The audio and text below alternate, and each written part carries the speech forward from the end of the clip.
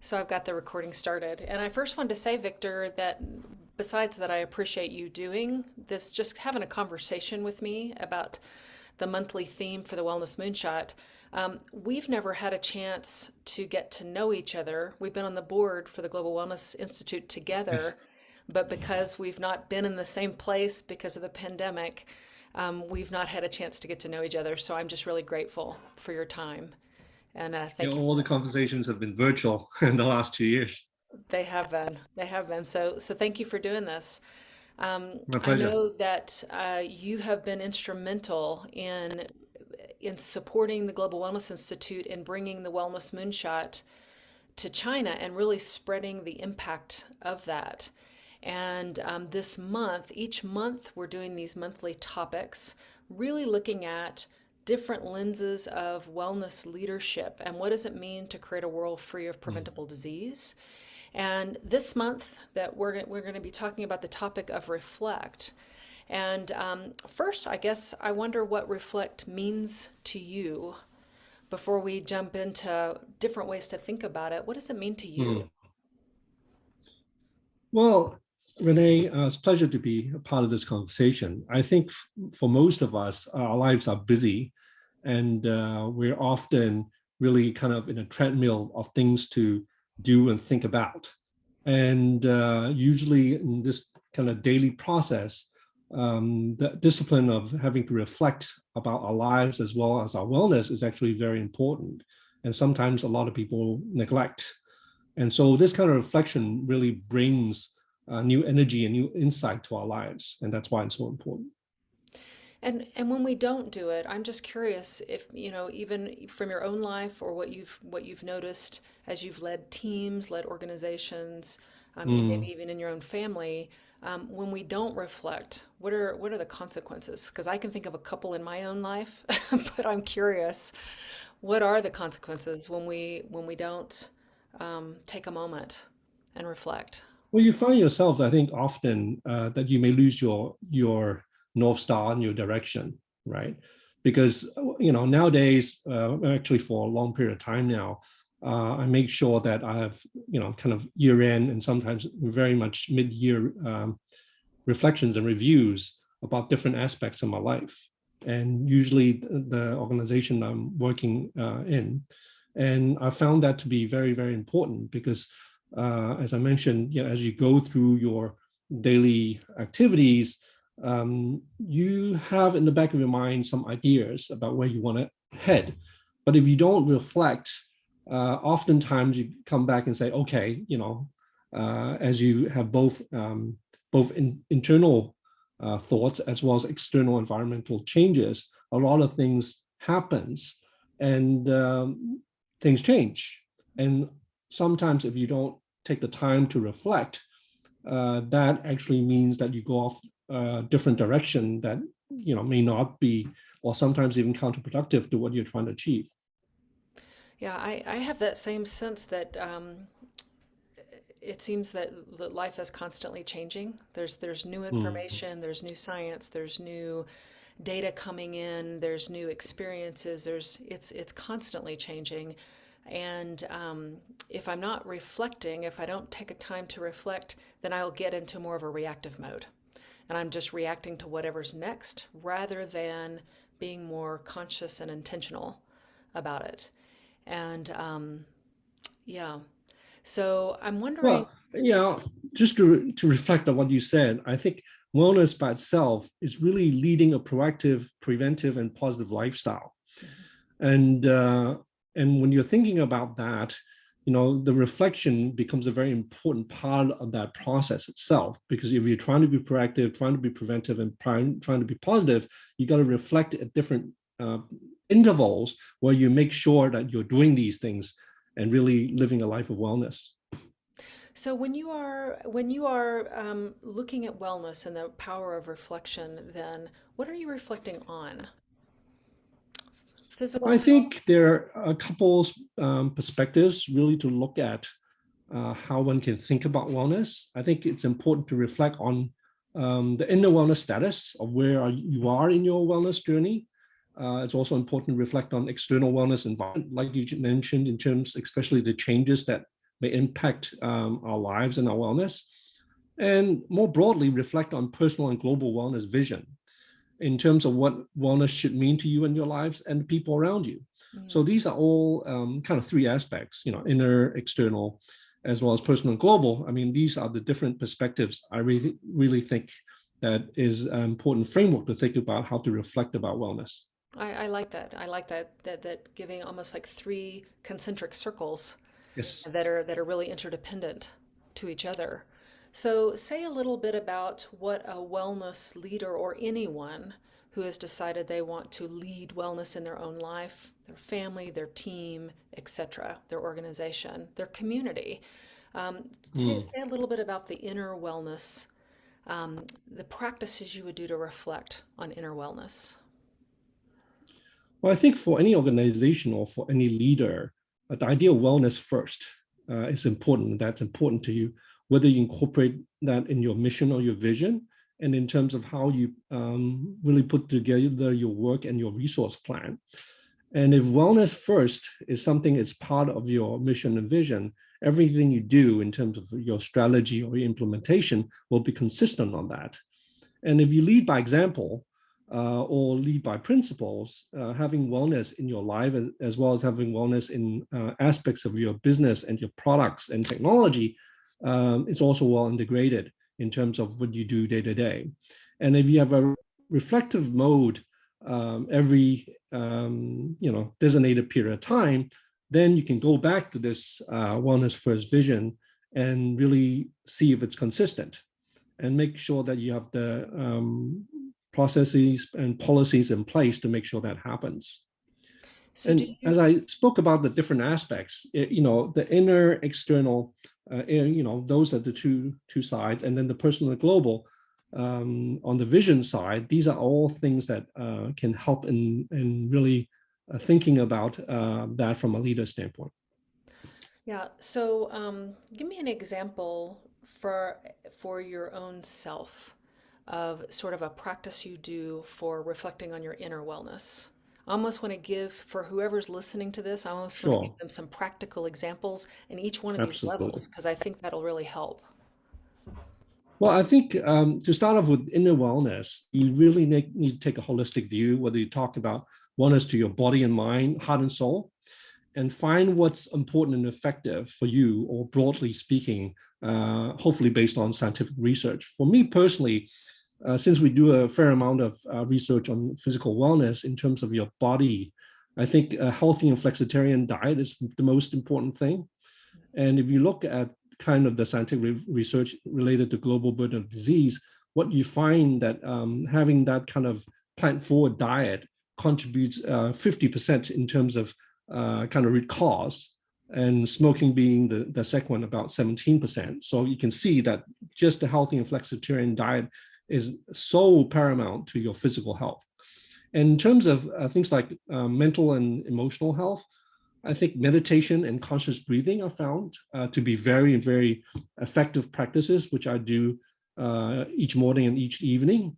And one of the things I say to people when they ask about my entrepreneurial journey is, if I knew more about meditation before I started the company, I think I think the company and myself would have been, much stronger as a leader, because you become a lot more reflective in terms of and creative as well with a daily discipline of meditation and conscious breathing. So one of So the that's from a internal perspective. So one of the things you just mentioned, I'm sorry, there's a little bit of delay in our Zoom call here. So one of the things you just mentioned was more of a plant forward, so this flexitarian kind of Mm, diet, and you talked about the health impacts.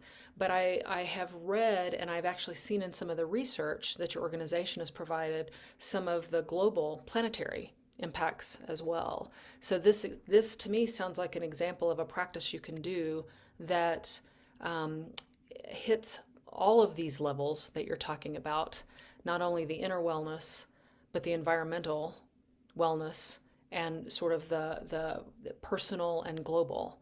So, I'm thinking almost of a 2 by 2 matrix. There are some things that you do that really do support all of the above based on what we're finding out. Is that accurate? Yeah, Renee, thanks for highlighting this because One Health, the idea of really the convergence of human health, planetary health, as well as animal wellness, really centered around the idea of sustainable food and agriculture in terms of how we lead our lives with a healthy flexitarian diet, as well as really natural farming techniques and not industrial factory farmings that's causing a lot of problems in the world, whether you're talking about zoonotic diseases or a lot of these greenhouse gases that are being emitted, including methane and carbon dioxide and so forth. So, all right, so let's go to, because we started that with what are a practice or two on the inner wellness. Are there any practices that you would say that you would invite people to put in place when it's looking at reflecting at the external wellness environment? Sure. I mean, in terms of thinking about the external environment, like you said, there are many changes that happens in our lives and environment, and especially in terms of modern technology and innovation, which is the area I come from. But at the same time, I think it's also important to think about kind of the ancient wisdoms in the world as well. I mean, the most recent, obviously, is COVID. And I think what comes with that in terms of technology, for example, is the whole idea of home self-care with a lot of telemedicine as well as remote monitoring and so forth, has led to all kinds of new ways to improve your wellness at home instead of in the physician's office. But on the other side, really COVID brings into attention to people of the importance of going back to nature. If we talk about the whole idea of going back to the forest and the nature, and something called like nature prescription now. People are prescribing nature or going to national parks as a way to help with mental wellness, for example, right? The other aspect, I think, the idea of equality and inclusion is a very important topic in terms of wellness. I think whether you talk about things like natural movement, what I said about plant majority diet, regular sleep patterns, are also things that are ways to improve your wellness for everybody, not just for the elites. And so that's also something that external environments telling us how to think about wellness and how to impact your own wellness, as well as the wellness of people around us. Yeah, so that leads me to think, it's how do we make wellness more accessible, available, more in the minds of everybody, not just a few people, but really Yes, everybody. That since that kind of that's that sense right. of inclusion. So, when you go to that third level, so we've talked a little bit about the Hmm. inner, we've talked a little bit about the external wellness, and when you go to that third level, which is the personal slash global wellness vision, is there Hmm. is your sense of a practice that someone might engage in? And it's interesting that I'm asking you this because the Wellness Moonshot is, a moonshot. This is about being audacious and bold Yes. and all about, how do we create this world free of preventable disease? And that when you really give that some thought, that's not only very inspiring to me personally, but it is audacious to think that that's Yes. possible. But that's what we're going for. So, what is a practice or strategy you think someone could put in place, someone who might be listening to this, to look at a personal slash global wellness vision? Well, first of all, Renee, I completely agree with you. Why the wellness moonshot in terms of alleviating or potentially even eliminating these lifestyle non-communicable diseases is so important in our world, because if you look at the leading causes of death in countries from US to China, it's really lifestyle diseases that are completely controllable based on how we lead our lives. Mhm.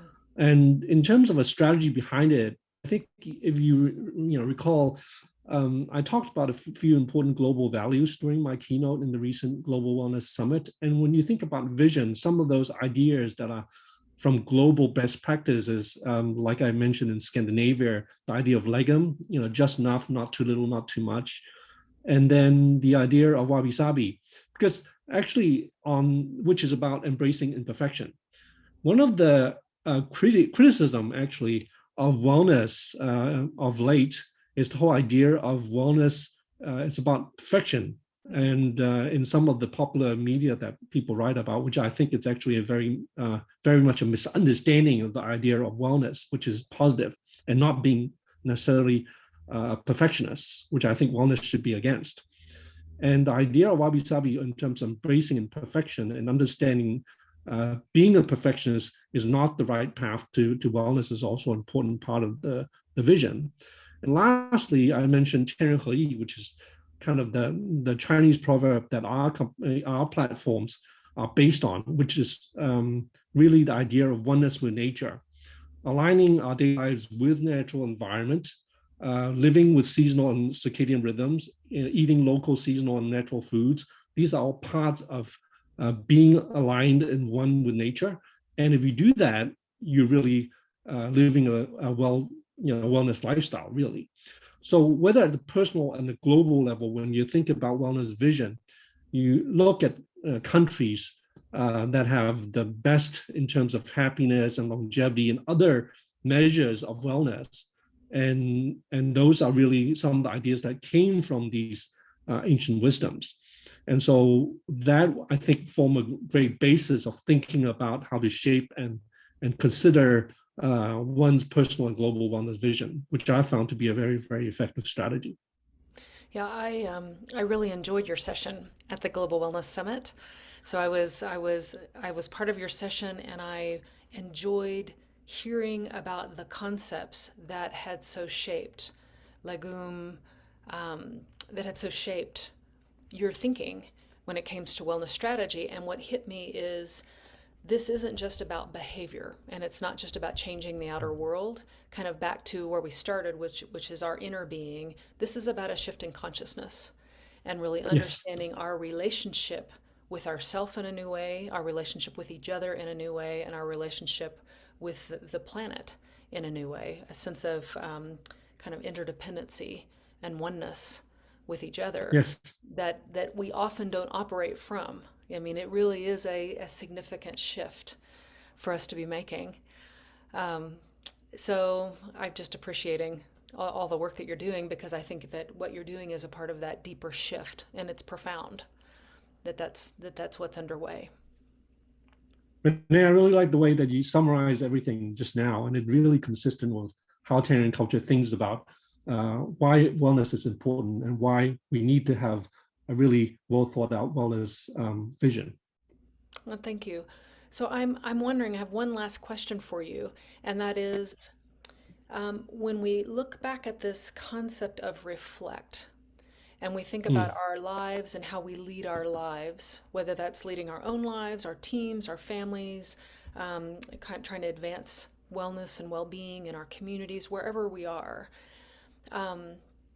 What do you think is the first step? If this for most people, for many of us, I'm going to include myself in this because I'm not always in the mode of reflecting. Sometimes I'm in the mode of reacting. So, what do you think is the first step that someone can take to bring more of that reflective capacity? I feel like the power to reflect is a human capacity. We just haven't Mm. prioritized it. So, what do you feel like is that first step for someone to make Well, it what I've part of their life? found to be very useful, Renee, is to really build it into your lives in a consistent way. And like I described, within an annual basis, for example, you want to have a mid-year as well as a year end. So June or December are times when I actually kind of designate a period of time for reflection. And it's great because it really summarizes the year, or half a year, and then it actually helps you to see whether you're living up to the goals that you set in the beginning, and whether you need to, as you move forward, made iterations or changes. Now that's in a more long-term basis. On the daily basis, one thing I like to do is I generally in the beginning of the year, I set out some overall themes for the entire year. And then I may not look at it every day, but I do try to have places in my work plan and places that they come up on my agenda or my calendar, and I go back and look at those themes. And that's really a cue for you to have a quick reflection. I And like that. so those are things that putting such, triggers or reminders that can help you do more short-term kind of reflections, but then also plan out the longer term reflections on an annual basis. I, Those are things that work for me. I like that a lot. Both of those, and especially the daily practice. Something where you say, I want to be more, have more joy. Bring more Mm, joy in my life, or I want to have more play, or I want to breathe more. Whatever it is, to be more conscious about breath, to have yes. those priorities or those values right in front of you, so that you can say, how am I doing on this, without judgment, but with more discernment and the ability to reflect on that. Thank you. Yeah, when we talk about, proactive life, for example, a lot of it's really habits. And if you have these habits, like you talked about, when I wake up, the first thing I do is conscious breathing. And that really is something that is part of my life, right? Once you do that as a habit, that just becomes a part of you. And so those are, then it becomes something that becomes automatic, really. Yeah. It's interesting, very similar for me. So meditation and exercise are things that during my day happen at a certain time. And it's funny that when I've been doing those for so long, that when I'm not doing them, something feels off. Something feels like Yeah, like maybe I'm cattywampus, or I'm a little off balance that day. And it's usually because there's some practice that is such a foundational practice for me personally, that I, for whatever reason, skipped absolutely. that morning. Yeah, conscious breathing and meditation at the beginning of the day really sets the tone for the entire day, and really impacts both your mood as well as your productivity for the entire day. So it sets the tone for the entire day. So, is there anything else before we end this session or in this conversation? Is there anything else that you would want to tell these thousands of Wellness Moonshot advocates, ambassadors that are really spreading the word, and they are actively advancing wellness in all sorts of situations, in educational systems, in small businesses, in global companies, in their family systems? Anything you would want to say to that community? Well, I think if wellness becomes a part of our lives, as I said in wellness first, then at some point in time becomes automatic, and it becomes something that you don't even have to talk about, because it should be a part of our lives. And that's really the end goal, I think, for all the things that we're doing at Global Wellness Summit Yeah. and Institute. Thank you. Thank you so much. And thank you for your time. Thank you.